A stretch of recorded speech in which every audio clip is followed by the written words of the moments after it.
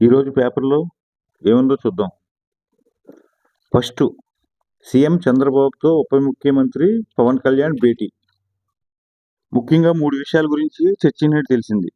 మొదటిది బియ్యం అక్రమ రవాణా. అదేనండి, కోటా బియ్యం అక్రమ రవాణా, రేషన్ బియ్యం.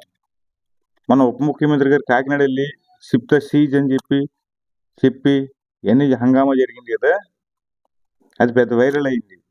ఆ విషయం గురించి. రాజ్యసభ ఎన్నికలు వస్తున్నాయి. ఈ రాజ్యసభ ఎన్నికల్లో అభ్యర్థుల ఎంపిక గురించి. ఇంకా మూడోది, పవన్ కళ్యాణ్ గారు మనం ఢిల్లీ టూర్ వేశారు కదా, కేంద్ర మంత్రులను అందరినీ కలిశారు. ఆ కలిసిన వాళ్ళు ఏం జరిగింది అక్కడ విషయం ఇవన్నీ మాట్లాడుకోవడం కోసం ఈ 3 విషయాలు.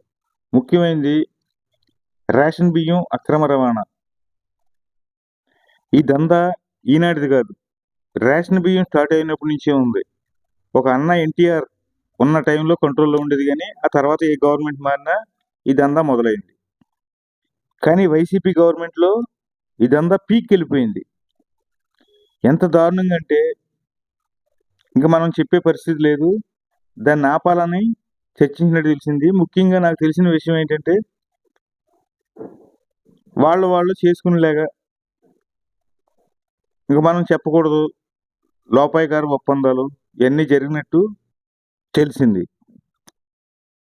అమరావతికి కొత్త కళ. 11,467 కోట్లతో రాజధానుల పనులు పునఃప్రారంభం. అదేంటి పునఃప్రారంభం అంటున్నారు అనుకుంటున్నారా? పాత టెండర్లన్నీ రద్దు చేసేసారు వాళ్ళు. ఎందుకంటే 2016 నుంచి మొదలైంది కాబట్టి అప్పుడు రేట్లు వేరు, ఇప్పుడు రేట్లు వేరు. కాబట్టి కొత్తగా టెండర్లు పిలిచారు. అది కూడా ఎంతకి? 16,467 కోట్లకి. ఇందులో ముఖ్యంగా ప్రధాన రహదారులు అంటే మెయిన్ రోడ్లన్నీ పూర్తి చేస్తారు. ఇంకా రైతులకు ఇచ్చిన స్థలాల్లో లేఅవుట్ డెవలప్ చేస్తారు.